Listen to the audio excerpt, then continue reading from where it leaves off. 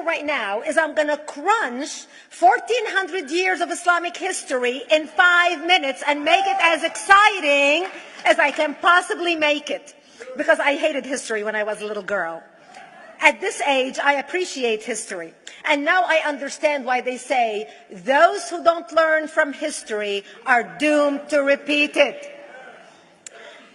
In order for you to understand why Western civilization is very different than the Islamic world, you need to understand the history of Islam.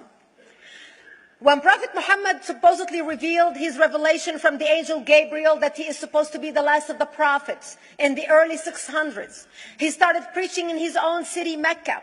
He tried to recruit friends and followers to be able to spread his religion. And he tried for 12 years and failed. And after 12 years, he was only able to recruit his immediate family and friends.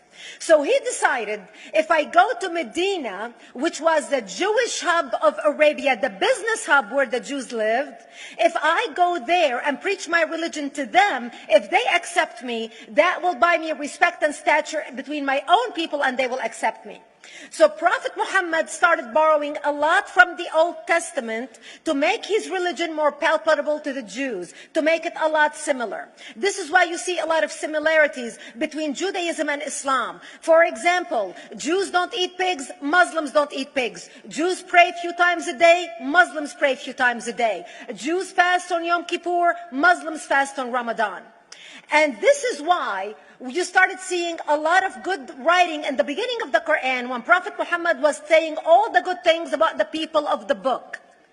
He took his message and went to Medina trying to recruit the Jews, talking about the people of the book, talking about how similar the two religions are. When they refused to accept him and follow him as the last of the prophet, that's when he turned against them and started killing them and started expelling them. That's when Islam went from a spiritual movement for the first 12 years of Islam into a political movement cloaked in religion after the year of the Hijrah, after Muhammad went to Medina and the Jews did not accept him. He became a military warrior and declared war on them and started expelling them. Jews and Christians became dhimmi, or second-class citizens. They were only allowed to stay alive and not be killed only by paying the jizya or the protection tax. So they had a choice: convert to Islam, or if you want to stay alive, you have to pay the jizya or protection tax, living as dhimmi in the Islamic nation. Christians and Jews could not ring church bells. Jews could not blow the shofar. Christians could not ring church bells. They could not pray publicly. Christians and Jews could not gather together and build new churches or new temples. And the way they paid the jizya or the protection tax was in a monthly ceremony where they would get together downtown and the Jew would kneel on his knee and hand his goods to the mullah, who would take the goods as the price for buying the protection. And in many areas, Jews and Christians were given necklaces to wear as a receipt that they paid their jizya or their protection tax. Jews considered najis under Islam. Najis is bodily fluid. Najis is garbage. Najis is dogs. Najis is dirty. So Christians and Jews were treated as second-class citizens. Islam continued to grow. As Islam grew, more people became dhimmi or second-class citizens. Jews and Christians were given identifiable clothing. The yellow star, which was given to the Jews that most people think is a German invention. It was actually an Islamic invention in the 9th century in Iraq by the second Khalif, Khalif al-Mutawakkil of Iraq, who invented the yellow star for the Jews to be identified as they walked down the street. Because Jews were considered najis, if a Muslim man or a Jew walked on the same side of the street, the Jew had to cross the other side so the Muslim man can walk, so he's not dirtied by the filth of the Jew. Christians were given the zunnar, the belt, which most of you men are wearing right now. That was an Islamic invention for the Christians. Islam continued to grow. They went all the way to Jerusalem. They conquered Jerusalem. Christians couldn't ring their church bells in Jerusalem. The Pope in Rome in 1090 told the Christians, how could you sit idly by and allow your brethren to be suffer like this in the Holy Land? You need to go liberate the Christians. You need to go help the Christians. That's why the Crusaders were launched. The Crusaders were not launched because they just felt like waking up in the morning and going and converting a bunch of Muslims or beheading them. The Crusaders were launched to liberate Jerusalem. And they were able to liberate Jerusalem for less than 100 years before Salah ad-Din al-Ayyubi, Saladin, took it back, and Jerusalem remained under Islamic control until 1967, when the State of Israel liberated Jerusalem, where Christians, Jews, and Muslims could pray under the same sky.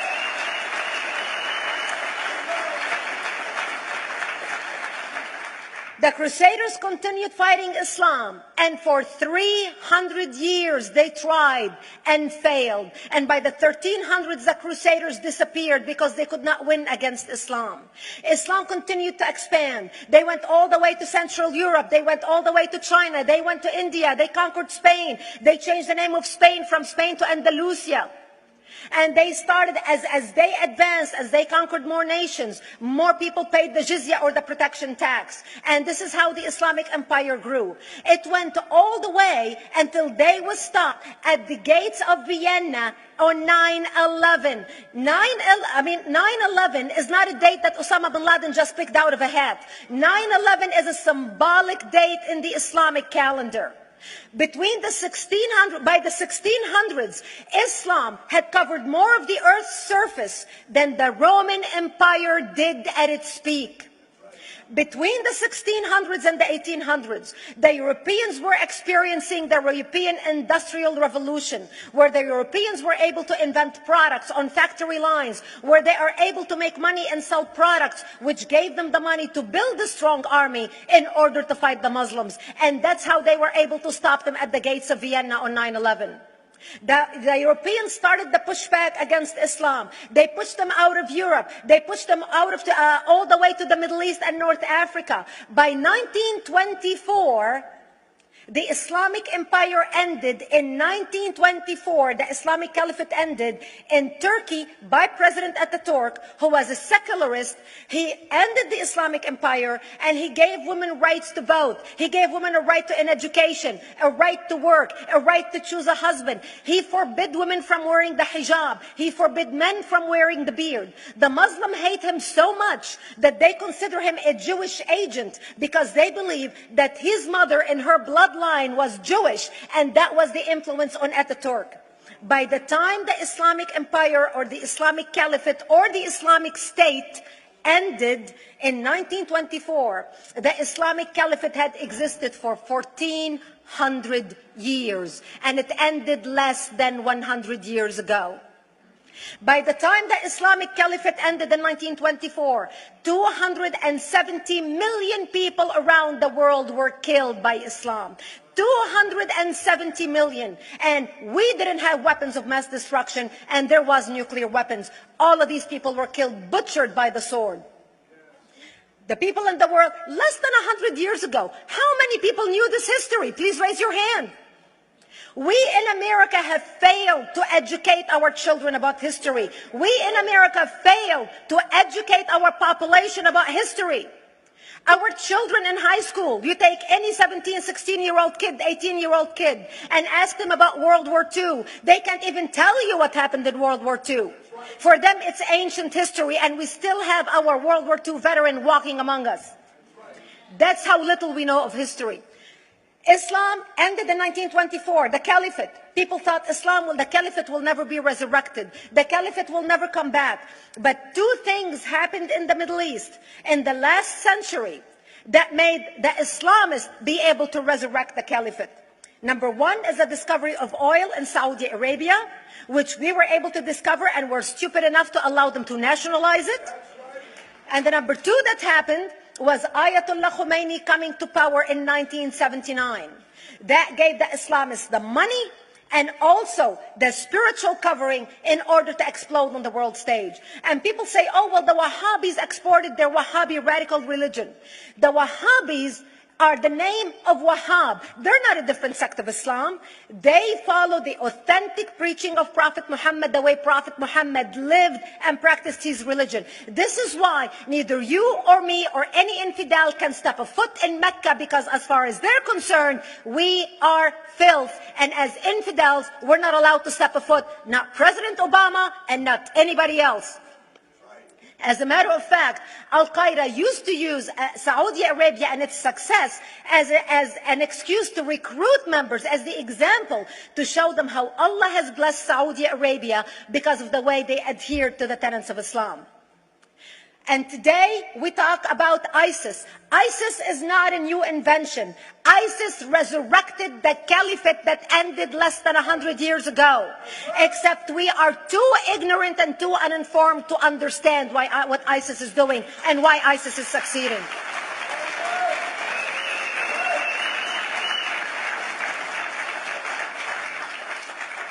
Two things you need to understand about Islam and the principles of war in Islam. One is the law of taqiyya, which means lying and deception. It means that a Muslim man can lay his hand on the Quran and swear that he is telling the truth, knowing that he is lying, but also knowing that the Quran will forgive him because he is advancing the cause of Islam. The second thing you need to know about is that the Treaty of Al-Hudaybiyah, which is an Islamic principle of war and a model on how to deceive your enemy when you have to sign peace treaties with your enemy. And it is based on an example by Prophet Muhammad. Prophet Muhammad was attacking the Meccans and their caravans when he was living in Medina. One day he attacked them because this is how he got the goodies. He would attack them, rob them, and spread the goodies among his men. And this is how he was able to recruit, because this is how people made money without working. And so he attacked the Meccan caravans. When he realized he's not able to defeat the Meccans in that city of Al-Hudaybiyah, in that place, he signed a 10-year treaty with them. Does that sound familiar? A 10-year treaty with them that says he will not attack them, he will have peace with them, he will not declare war on them. Muhammad used the treaty for 2 years to build his military, strengthen his army, and when he realized he was strong enough to attack his enemies when they least expected it, because they thought they had a peace treaty with Muhammad, he broke the treaty, attacked them 2 years later, and Mecca fell within 24 hours because they were not expecting the attack. And that became a principle of war in Islam. And to give you an example of how that is practiced, this is why anything signed with Iran means nothing to them. And to give you an example of how this law has been put to use in recent history, Yasser Arafat, who's not an Islamist, but he is a Muslim, met with the Israelis and signed the Oslo Accord in 1993. Remember all the handshaking at the lawn of the White House? The Oslo Accord, Yasser Arafat used the peace treaty, the Oslo Accord with Israel, to get Israel to bring him back and give him his territory, finance his military, train his police, and give his police the weapons. Yasser Arafat broke the Oslo Accord 8 years later, didn't even wait 10 years, and declared the second Intifada in 2000, and all hell broke loose. He used the same treaty to win and deceive against his enemies and deceive his enemies. When Jordanian press, after Yasser Arafat signed the Oslo Accord with Israel, and Egyptian press would interview Yasser Arafat, and they would say, how could you sign a peace treaty with the devil? How could you sign a peace treaty with the Jews? Yasser Arafat will tell them, remember Hudaybiyah. That's all he would have to say. The whole Muslim world knew exactly what Yasser Arafat was talking about.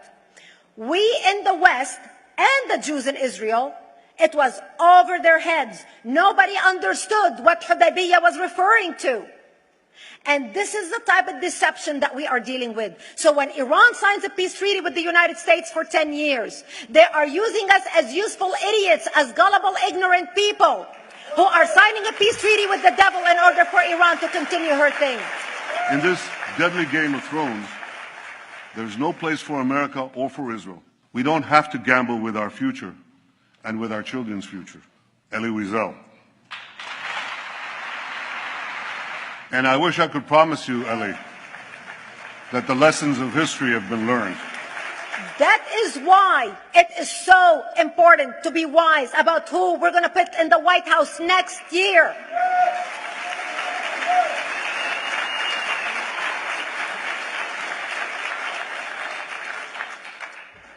This is why it is very important that whoever we're going to elect next year to office, that the next president be well informed about the history of radical Islam, understand our enemy, understand what ISIS is all about, understand what their end goal is. And this is exactly, people are wondering how come ISIS is having such success recruiting people from all over the world. They exploded all over the world.